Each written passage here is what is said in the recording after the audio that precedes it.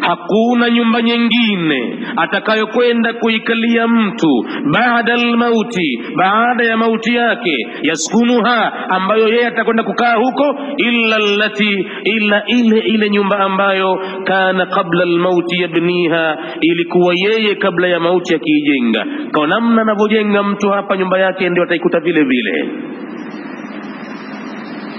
Fa in banaha bi khairin, iwapo mtu nyumba yake ya akhira ataijenga kwa mambo mema, taba maskanuhu, yatakwenda kuwa mazuri mno makazi yake. Lakini wa in banaha bi sharrin, akiijenga kwa mambo mabaya, khaba baniha, litakwenda kumporomokea jengo lake, atakuta hana pa kukaa. Aina almuluku, wako wapi wafalme?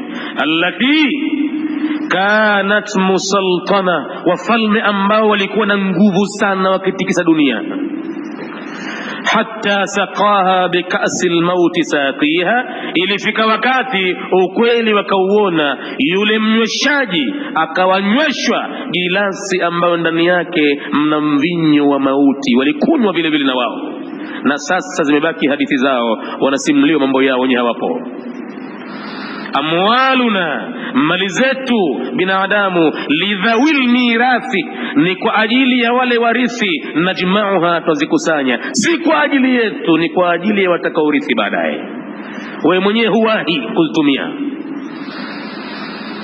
Waduruna, na hata majumba yetu vile vile, li kharabi dahri, kwa ajili ya kuvunjwa na zama, na bniha, ndo tunayajenga. Maana zama zikizidi miaka 10, miaka 30, nyumba lazima itikisike, lazima ichoke, na kwa hivyo tunajenga kwa ajili ya kuja kuvunjwa na wakati.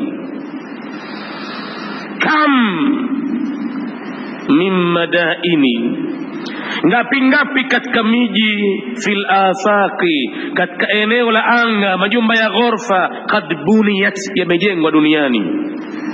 Amsat, yalifikia jioni moja, kharaban, kuwa yote yamelala chini, aidha kwa mtetemeko wa ardhi au upepo wa kimbunga. Amsat kharaban, jioni moja yalikuwa ni kuporomoka. Wa afna almautu ahliha, na mauti yakawamaliza watu wake.